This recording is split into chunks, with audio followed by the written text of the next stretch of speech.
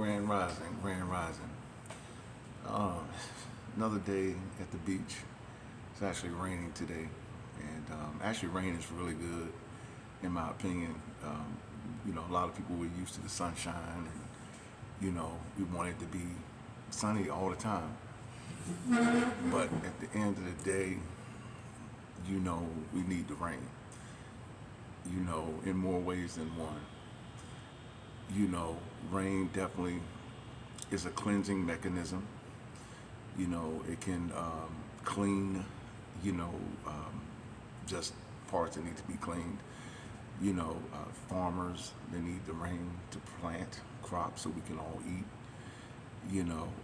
And also we also need the rain in our lives, to help appreciate the sunshine.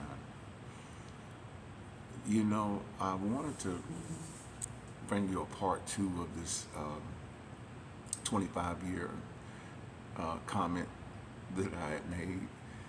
And yes, it's a beautiful time. Like I had mentioned, it's definitely a season of exposure. Drink some coffee here. It's definitely the season of exposure.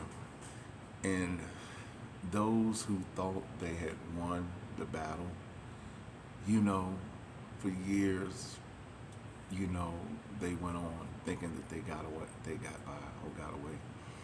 But I heard a preacher say one time, you may get by, but you won't get away. That's for everyone. The truth always comes out.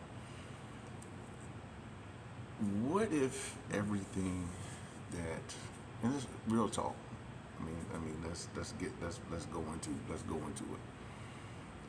What if everything that you thought about a person, everything that you were told, everything that your opinions have been formulated on, what if it was all a lie?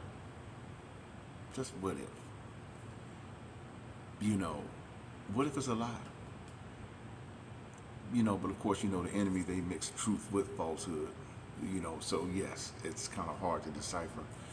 But what if everything that you thought and formulated opinion about someone was actually a lie? Could you handle the truth? Could you look that person straight in the face and say, you know what? I was wrong by you. I miscalculated. I went along with someone else's narrative about you, but I see it's the total opposite. Most people don't have the courage. That's the word, you don't hear it much anymore. They wouldn't even have the courage to even look in the mirror to face that. Because that means you would have to, basically undo everything that you've done. It takes a strong person to do that. I'm so glad I did it. and I stand in a place that I face all of, like, everything that I went through. Like, I'm actually glad, because it made me to who I am today. And I'm phenomenal. I know who I am, and I was telling you about peeling back the layers, of the onion. Peel back the layers. Whatever's harming you, whatever's holding you back. Look, don't live according to someone else's narrative. Peel back the layers and get to know who you are. Because you are someone special as well in your own creative right. We're going to talk about the poisoning of a child. The deliberate poisoning of a child. When I thought about putting this video together, I had to make sure that the energy was right. Ironically, it's a rainy day, which is great because we need the yin and the yang. Everybody wants to see the sunshine, but today is raining, which is a perfect combination for this video. Yes, because I experienced the rain. Man, it's crazy, isn't it? Dropping a video on this day, this is how I was spiritually led to do it. But for 25 years, there was a narrative pushed about me that was not true. There was some truth in it, but overall, it was not true. I held my peace when I wanted to fight back. I didn't have the strength to fight back. When I spoke about it, few people listen. A couple of my cousins listen. One in particular. You know who you are. Gremlin. you know you okay. So yes, you listen patiently, and I thank you for that. Just to let you know, the narrative was pushed about me, and I didn't have the strength to fight back. I was so ashamed that I did not want people to see me. I just like literally went under a rock and just disappeared because of the woman's words to me, which today has spilled into my daughter's life, into her life, which is very, very unfortunate. When my daughter was born, she basically just whisked her away. These are the words that I formulated years ago. And I used to refer to this situation as, I should say, it's like my child was like the Michael Jackson baby. You know what I'm saying? It's like you basically, nothing against Michael. I'm a Michael fan for real from the day one. And matter of fact, I'll leave that alone. But it's like one day you see the baby over here in Paris, and next day you see it in Italy. Next day you see the baby over here and over there. That's how I was done with my child, for real. Though the relationship was over with, fine, but I still had a right to be a father, equally. Mentioning that word equally, how many of you all know what it's like to divorce your child every other weekend? Do you know how hard that can be when you brought the child in together in fullness? Then you have a system that says, oh, we'll just basically give you every other weekend. And when you see that child crying, not wanting to leave, like the detachment, having to divorce that child every other weekend, and that child is tormenting and crying because she's used to this situation here. And then she's back over here, and then back over here. I'm an empath, I can feel that. And it was doing more damage to my child. It was not fair. The mother was so bitter that I was not granted joint visitation. And out of the judge's words, out of his own mouth, was like, because she doesn't want to have equal visitation, I can't grant it to you.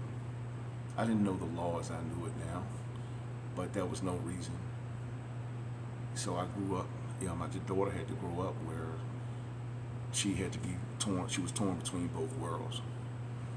And with the mother holding the trump card, the bitterness, she was able to put that and spill that into my child. Another sip of coffee. I drink dark coffee by now. I used to like sugar and cream and stuff, but actually, yeah, it started evolving a little bit. You realize, I like black coffee straight up. It's pretty cool. But yeah, it was hard for me to watch my daughter go through these things, because she didn't know which way to turn. I mean, I can see if you had both equal parents working together for the betterment of the child, but that was not this case. We had a serious situation with the mother just having a certain type of issues. Don't know. But I will tell you that my child grew up in this, and it's not cool. Psychologically, mentally, or spiritually. I remember there were times where when the judge awarded me visitation, not because I was a bad parent or anything, it was just living in a small town, and y'all know men, how the courts are set up, women too, sisters, y'all know, and it's nothing against y'all either, because we can flip-flop this thing around, and I know a lot of women have been through this too. I've heard over the years different stories, which were not cool. And so, with that being said, excuse me, I'm supposed to turn these ringers off. And so, so you all can relate to not being equal, having equal share in these situations.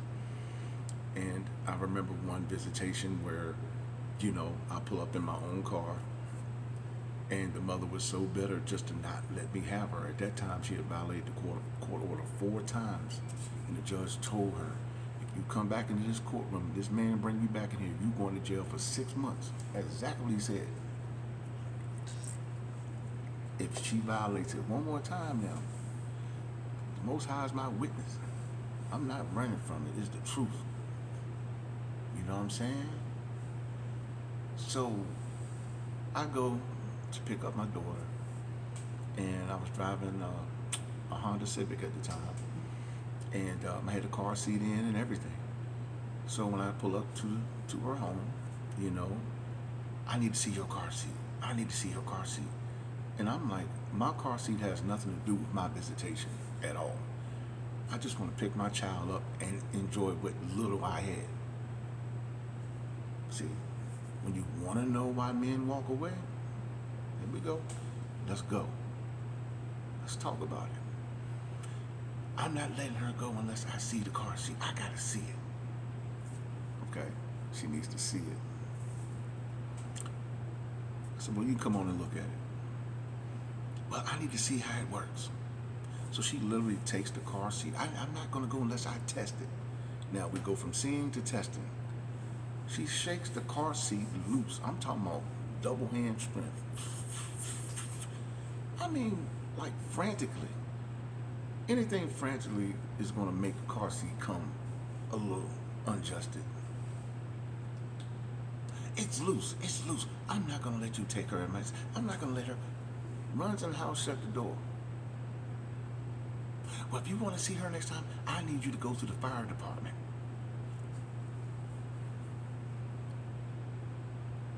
Being young, you know, not that I was a bad person, but just trying to play by the rules. I found myself in a fire station to literally have them hook up my seat, and had to get them to sign a card so she could be okay with my daughter going with her father. Wow. That's how low she thought of me. That hurt me terribly, because my child was missing out. She was missing out.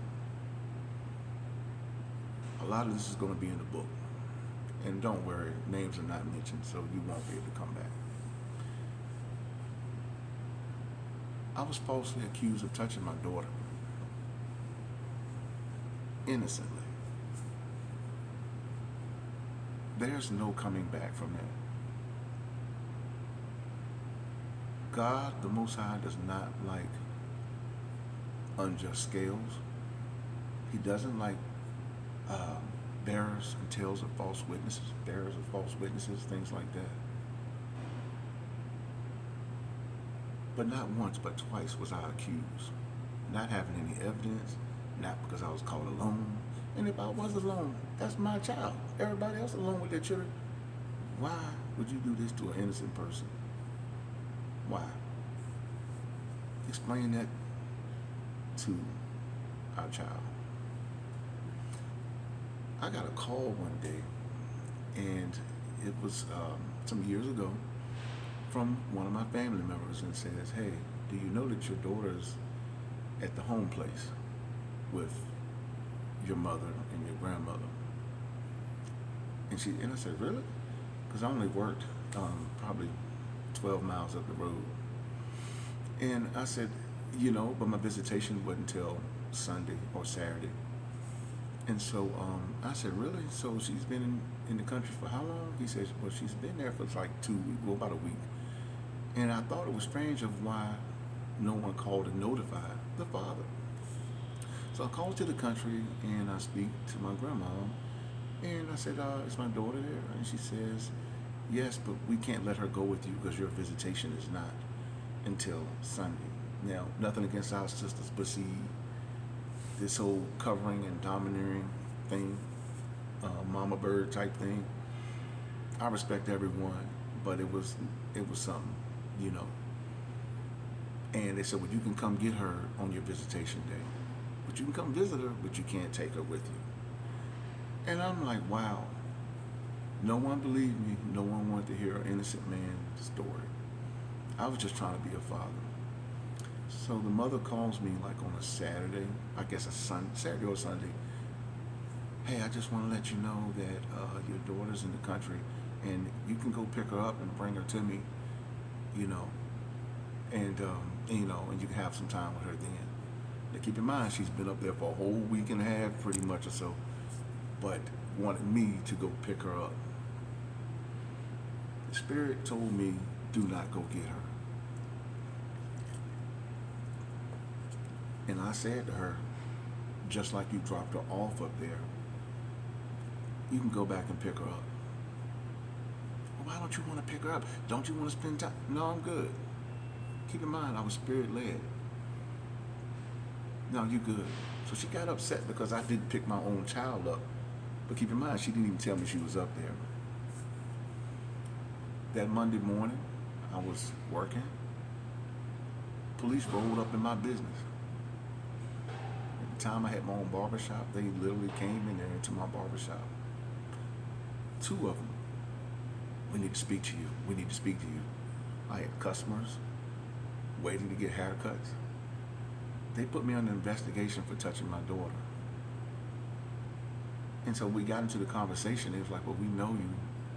We don't think that's the case. I said, well, when did this supposed to happen? When?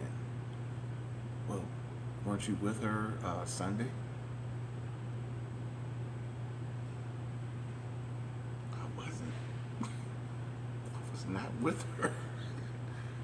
Do you know this woman set me up? Had already set this up, well, however she did it, for me to be called along with my child, because they came in that Monday morning and wanted to investigate. They ain't want to. They put me under investigation because this alleged incident happened on the time I was supposed to be with my child. Yeah. I could have been a pedophile behind this stuff. Luckily, I followed my spirit, and it told me don't get her, because when I didn't go get her, that means I wouldn't have had that alone time with her for her to pin me into something. There you go. Not once, but twice. That'll push anybody away. From day one, she didn't want anything from me. We don't need nothing from you. You know, we got everything. No. We don't want nothing from you. And we don't shop at the places you shop. This is high fidelity type stuff. I'm laughing at it now because my season is here. You know, I went through mine. I have. Took it like a champ, yo. And enjoyed it. But I didn't sow bitterness. It's a beautiful thing. Now, we don't need anything from you. So the more I tried to fight to be there, if you want to see your daughter, I'm going to make you pay. I'm going to make you pay. You're going to pay to see her. That is real talk. Threw me into this beast system. I'm working 4 jobs, riding a bicycle to work with one pedal. In the snow. Homeless, eating at shelters and everything. Had a felony at the time. Don't care. That doesn't label. I'm out of that. What? It's a mark of a true champion. Couldn't find a job for years. Yeah, for real. But I was able to build myself up. I was able to basically take the crumbs and basically build something from it. So I moved on with my life. I got tired of seeing my daughter go through these things. She's in the middle. When I would try to go to her school, you know, to check on her work, all the teachers formed Pale Voltron. What are you doing here? Does the mother know you're here? Da-da-da-da-da. I said, look, I'm the child's father. I've already called to set up. I just wanted to see how my daughter was doing. You know, check on her in school. So I wasn't allowed phone calls or nothing. If I called during the week, she wouldn't pick up the phone or return the calls. Again, I wrote letters to make contact. And she wrote return to sender and sent them all back to me. And I kept them. Because I knew a day is going to come. Well, I still know a day is going to come when she's going to want, my daughter's going to want to know answers. Why weren't you there? And you know what? Here you go. You can read for yourself. Also, I have a host of teams waiting. Quite a few people waiting that's going to tell this without me being around. Day is here.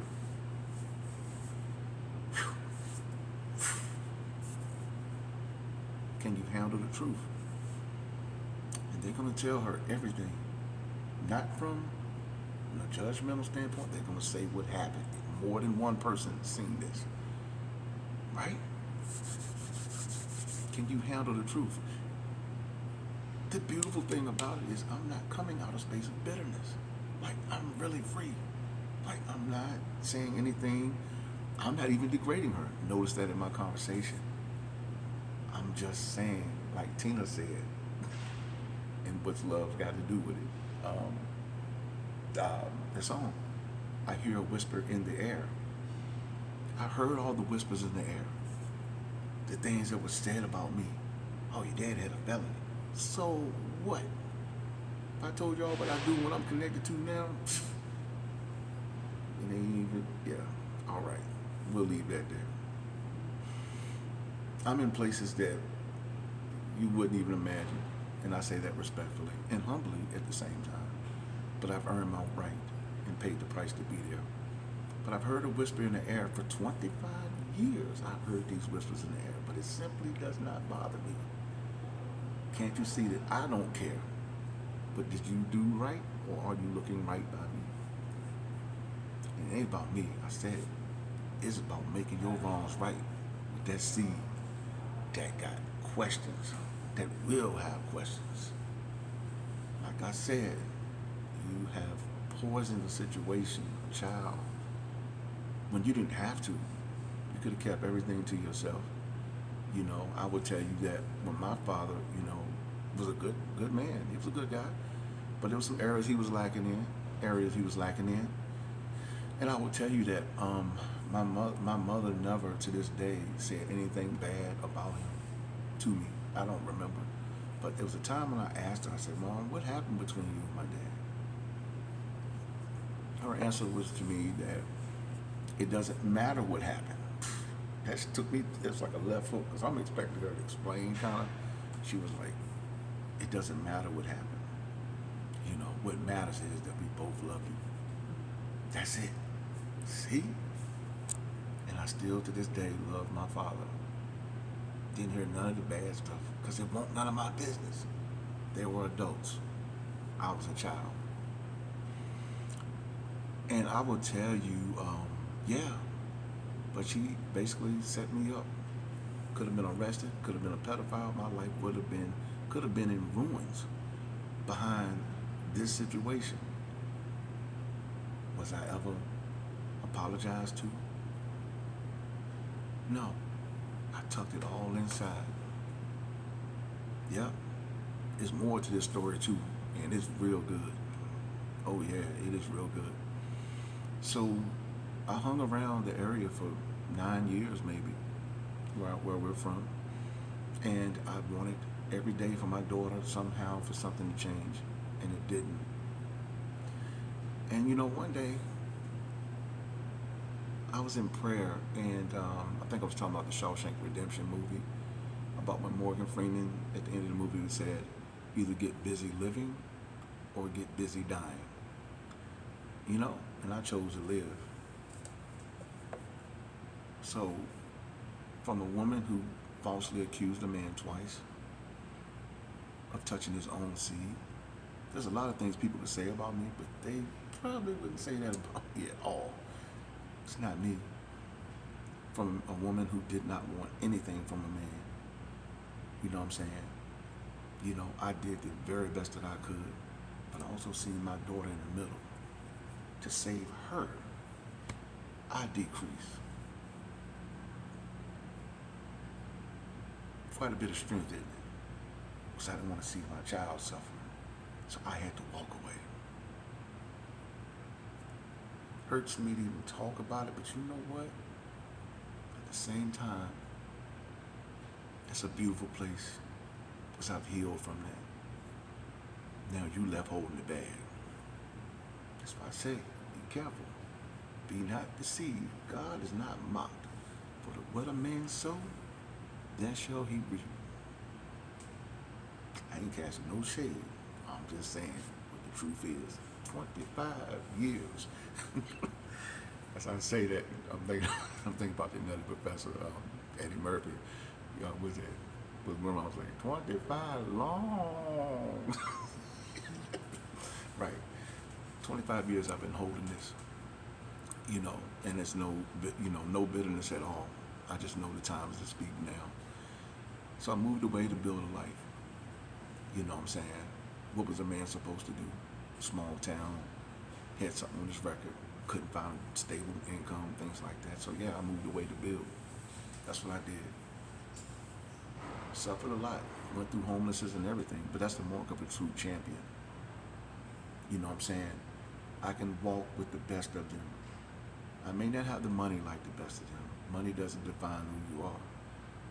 You know what I'm saying? It's your character. It's what's in here. And I'm a refined individual. And I don't mind you coming to me. Because you come to me, I'm coming with the truth. So 20 years later, I go on to build. I waited for my child. I waited for things to change. Nothing seemed to change. I go to build my life. And when I get to a certain level, alleged certain level, there's a knock on my door. Now, there was a conversation had that I care not to mention, but it was between them and my mother, actually. And doesn't he have these businesses? Doesn't he have these businesses? And my mom was like, what does business have to do with this? And my daughter was also told that bottom line is, if you're basing this on money, your dad has not always been where you think he's at. Your dad went through something to get there. And on top of that, everything that you think about him might not be what you thought it was. You might want to get it straight. Oh yeah, the mother got hot. While my mother's on her deathbed, I want to make this very clear. Hallelujah.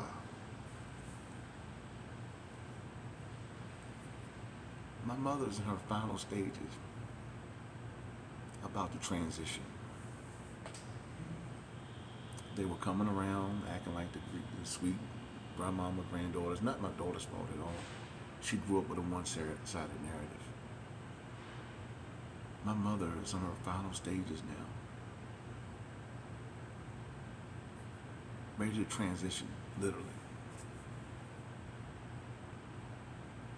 This woman went back to the authorities on perceived business to drag me back into this beast system while my mother's on her freaking deathbed, yo.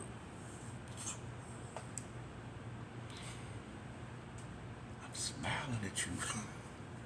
I'm about to pop my collar on that one. I don't even pop my collar, I don't even look right here. But look, no. I'm popping my collar on that.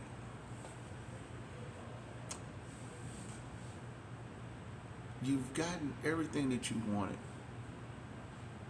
You didn't want me there. You pushed me away. But you wanted the money. That's what you did. And I agree, yeah, it takes money for the right intention. But when I was homeless with a felony, no one had nothing to say. Oh, your dad's down. He ain't got nothing. I remember that. The things you would say.